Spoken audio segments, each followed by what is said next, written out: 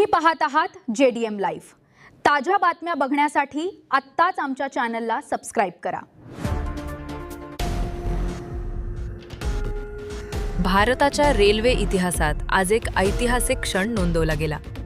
पंतप्रधान नरेंद्र मोदी यांच्या हस्ते भारतातील पहिल्या हायड्रोजनवर चालणाऱ्या प्रवासी ट्रेनचे उद्घाटन करण्यात आले। ही ट्रेन हरियाणातील जिंद ते सोनीपत मार्गावर सुरू करण्यात आली असून भारत हायड्रोजन रेल्वे चालवणाऱ्या मोजक्या देशांच्या यादीत सामील झाला आहे। ही train green hydrogen fuel cell तंत्रज्ञानावर चालते।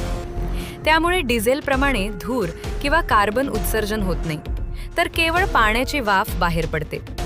पर्यावरण संरक्षण, इंधन बचत आणि आधुनिक तंत्रज्ञानाच्या दृष्टीने हा भारतीय रेल्वेसाठी अत्यंत महत्त्वाचा टप्पा मानला जात आहे। भविष्यात देशातील इतर रेल्वे मार्गांवरही अशा हायड्रोजन ट्रेन सुरू करण्याचा रेल्वेचा मानस असून हरित आणि प्रदूषण मुक्त वाहतुकीकडे भारताने मोठे पाऊल टाकले आहे।